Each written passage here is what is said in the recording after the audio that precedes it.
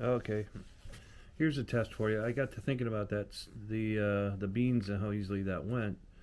I was wondering, how about a nice thick, creamy, gooey can of baked potato soup with cheddar and bacon? Seems like a tough one to cook without without burning it. What I decided to try is put the alcohol stove, the Atiap alcohol stove. Also, it's a knockoff of Evernew if you want to buy Evernew. I think they're about the same price. There's other ones that don't have the wick in it, so they don't work as well. Um, but I put 2 ounces or 60 milliliters of fuel in there because I didn't know how long it would take to heat that. Um, but I was worried about it being tippy. I don't have my titanium stove in here right now, but this stainless steel stove is the same. And I put it in there. It's nice and stable. Because the worry is falling off that little bitty stove. So that part is proving out. So let's see how long it takes to cook this can of soup. Normally I don't eat out of cans, but if you're just doing a quick overnight, do you really want to make a bunch of dishes? I had to start with all the trouble I've been having with my lighter starting. Okay. Stove is started, I'll let it bloom. Blow out my candle. If you can see there, the bottom number is the temperature at the thermometer. It's 29 degrees on the second floor of my garage. First floor is 30. Oh, it just turned 30, so it's warming up. It's almost up to freezing. Okay, that's coming to bloom pretty quick. I have a feeling with all the reflected heat, it's going to last a long time.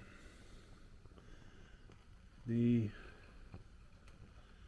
soup is reading right here 31.3 degrees, so it's actually below freezing temperature. We got a full bloom. Let's see how long this takes.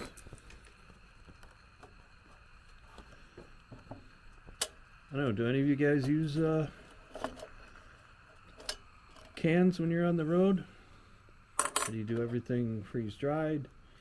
You just go to grocery stores and restaurants? I think an emergency can of soup would be kind of a nice thing to keep, or an emergency can of beans. Something for those times when you're kind of hungry.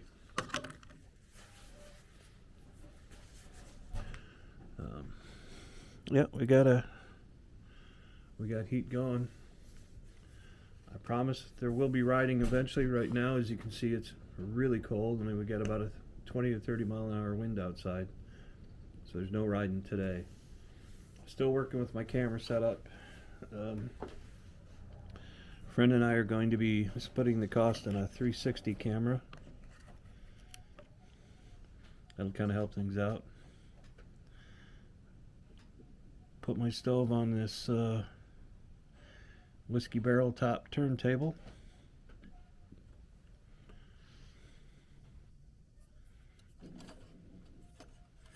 Make sure it's still burning. It's not. Snuffed it out.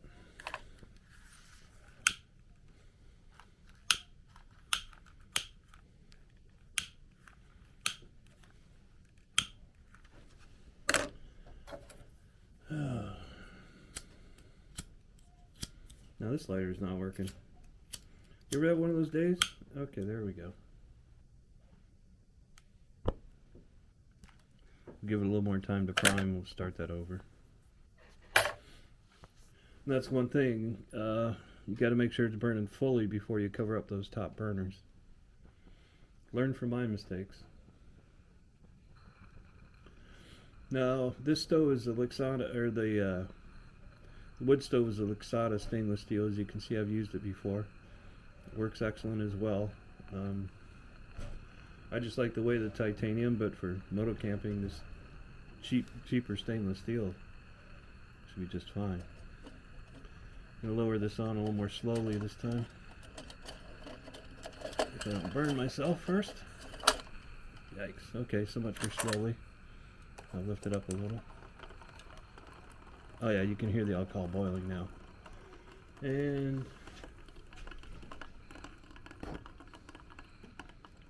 looks like the paper in the back Might be boiling. Oh, there it went out. Or burning. But that's the whole point of this exercise, to see what happens in a safe place. I have a fire extinguisher. Shouldn't be a problem.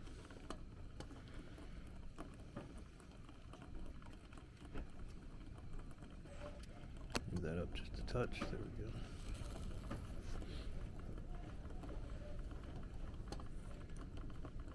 Does goop up my pot lifter a little bit, but that's not a big deal. Well, this pot lifter came with an MSR kit, different than the one I showed you in another video. This one's even lighter and smaller. Some kind of an MSR solo kit. I don't remember what exactly it was.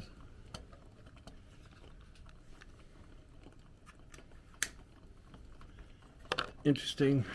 Oop, I got my hand on it.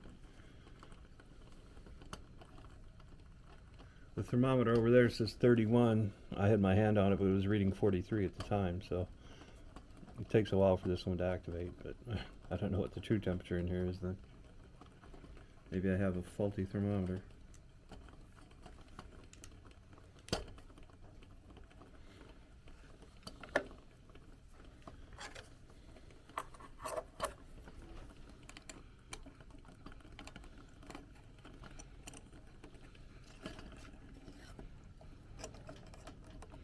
I think the key to this thick stuff is keep stirring, because I don't want to burn it. Look how stable that is. I mean, I'm being kind of brutal with it. It's not going anywhere. Yep, still got fire. Only thing was, it was a little tough to get in there.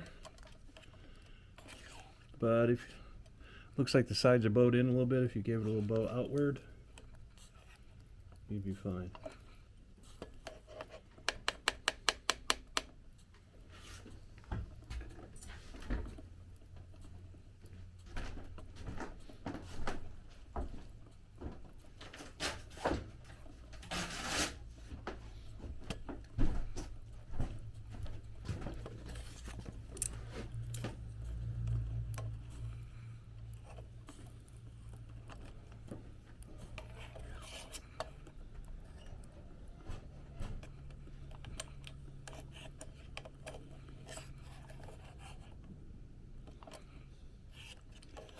Normally I'd probably just have like a chicken noodle soup, something you wouldn't have to worry about burning.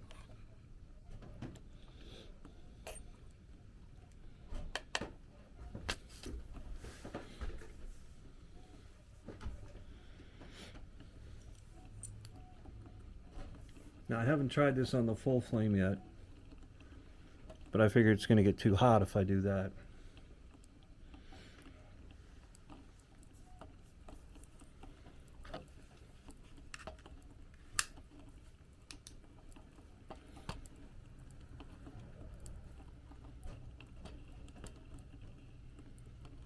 Yeah, it's up to 66 degrees already. That's coming along pretty fast.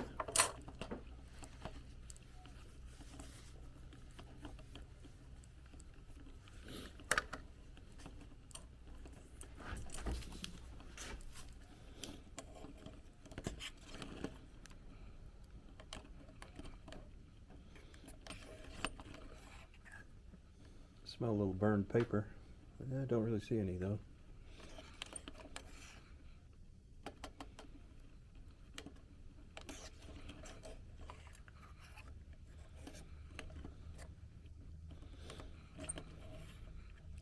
Long spoon's kind of nice to keep your hands from burning. It gets pretty hot when I get close to the top of the can. So with a chicken noodle soup, something like that, you wouldn't have to put nearly as much time into stirring it, but I like to go with worst case scenario.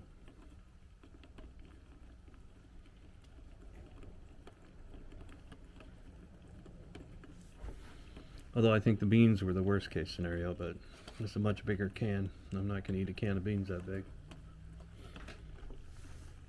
Now you can do this in the pot. Regular heat, it'd be easier to stir. But I like the science of it all. I like to play. got shimmering in the top of this already, so the bottom's already kind of boiling a little bit. We're getting close.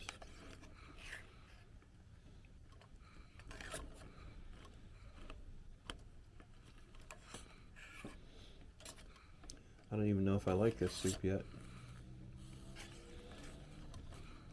Got a couple other things I might show that can be heated in certain items. Some ramen noodles. I know a lot of people don't like them. I do. But just to show that you can do it in a simple pan like that 750 milliliter Vargo Sierra pot back there.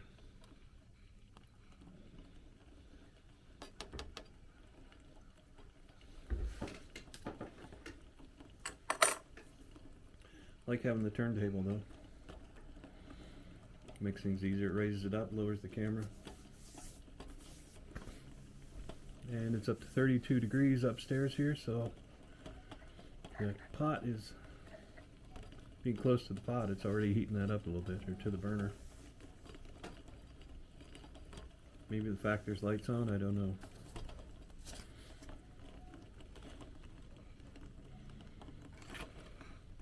The main test is the stability.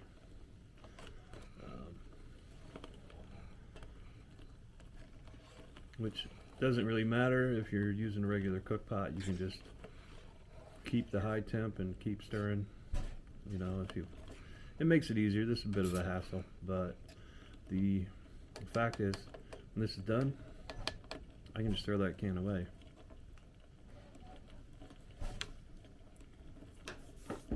Throw it in a garbage bag, leave no trace, and carry it out.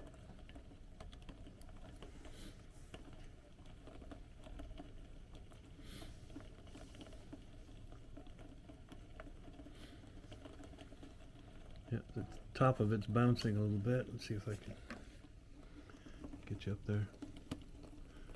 See that? Starting to get a boil down in the bottom.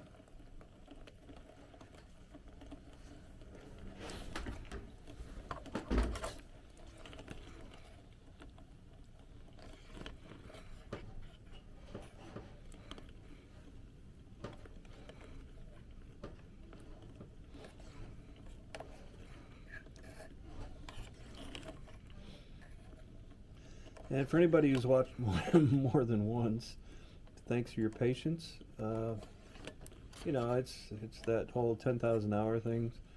Start out with what you got, see if you like doing it at first, and then if you want to take it farther, advance, you know, music, whatever. One thing I do know from Facebook is I hate long musical intros. I think the perfect musical intro is made by Shade Tree Surgeon. You just get that guitar chord and then he says, "What's up, weirdos?" How much better is that? I don't want to watch a minute and a half of your grandiose, look at all this cool stuff I've done, even though that's kind of what this is anyway. I'm just trying to help people out, maybe get people interested in writing. I turned 60 a week ago. Been riding, this will be my 52nd year. So I'm not a noob to riding. Grew up riding gravel on street bikes. Farm boy, then only had street bikes. But, or a street bike, I guess. Started out on a 50 Yamaha that was bought for my brother's birthday when I was 3. I started riding it when I was 8. And then, on the farm, you know, you work a lot, but you don't get paid. My dad got me a used CB350 4-cylinder Honda. I drove everywhere. Gravel, dirt roads. No actual off-road dirt because it was just flat and boring where I grew up. So I had a dirt road I put a lot of miles in. Gravel to visit friends. Every once in a while pavement. After I turned 18, I got my license. But being in the middle of nowhere, you could get away with riding all those gravel roads with no issue.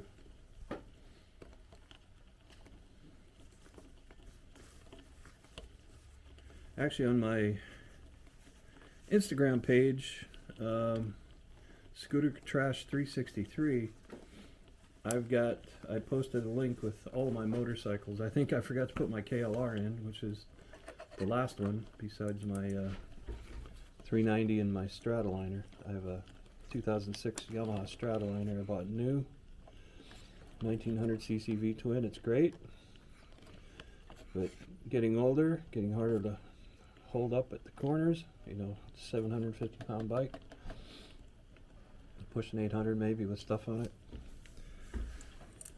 So that drove me to the KTM, and I had that for a year. Or not the KTM, the KLR. I had that for a year, went on a true off-road ride. Fell off, broke a rib. Well, actually, I fell off, didn't break a rib. Got back on, and one side was higher than the other, and the bike pulled me over. I was sitting still. That's when I broke a rib.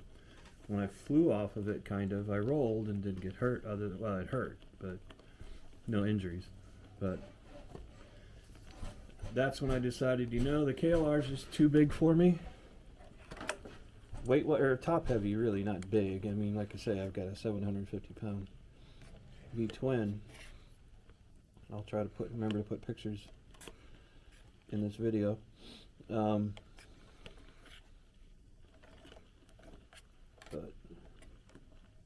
that little KTM 390 Adventure is just so much fun to ride.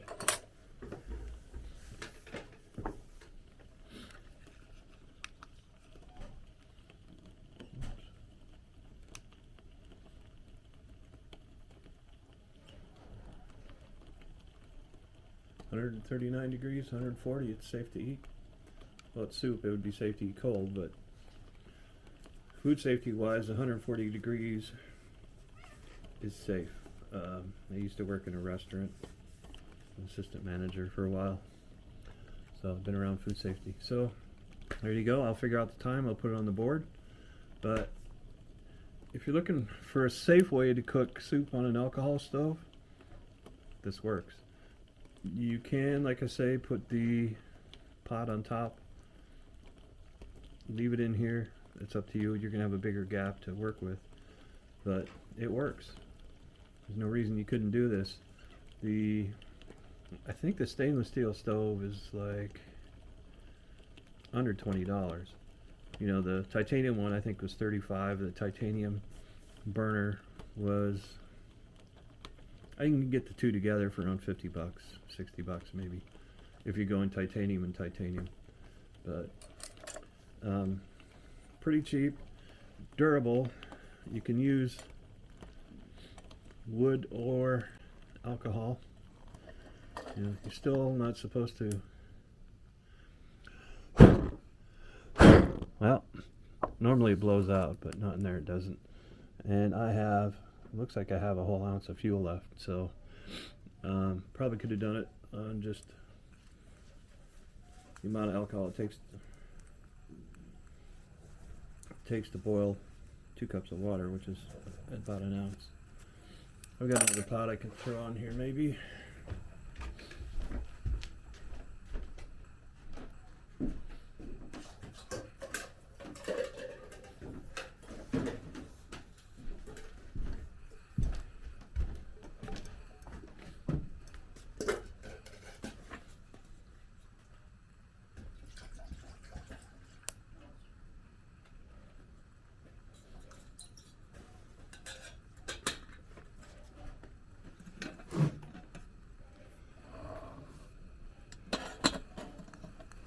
There you go, see? Piece of cake.